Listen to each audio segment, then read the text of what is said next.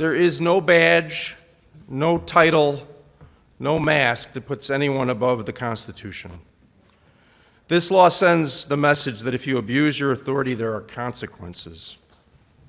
Our rights follow us into the courthouse, onto campus, to the hospital, and when taking our kids to daycare. No one gets to take them away.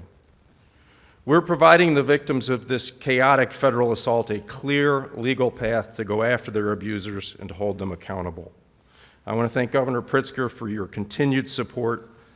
I want to thank my colleagues in the Senate, specifically the Senate Latino Caucus, Senator Aquino, Senator Castro, Senator Villanueva, in whose district we stand today, Senator Cervantes, Senator Guzman, Senator Villa, and I know Senator Simmons and Senator Walker and the rest of the Senate Democrats join me in thanking them for their patience and professionalism in putting this together.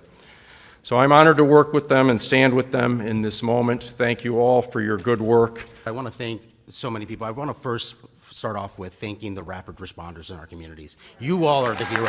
Thank you so much.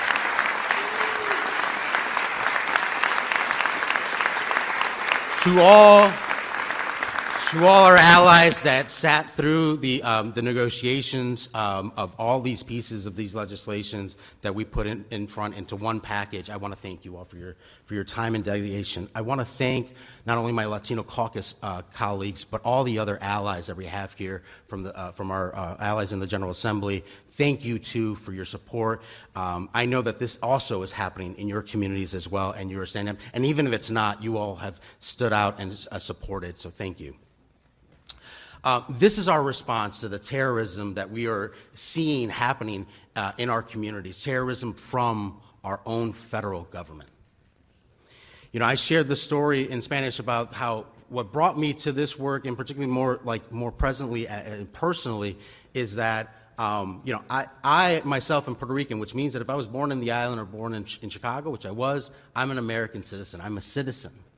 My family, I married a Mexican American. Her families are all citizens. My father-in-law is a Mexican immigrant that became a citizen. My mother-in-law was born in New Mexico, and her family has been there when it was originally Mexico, but she is a citizen. My children are citizens. That doesn't prevent from the feeling of fear and terror that I shared, where people, even so many from my community in Humboldt Park that are many are Puerto Ricans, that feel that they have to have their passport with them when they leave home to make sure that they can prove their identity as a citizen. But even that doesn't really do much.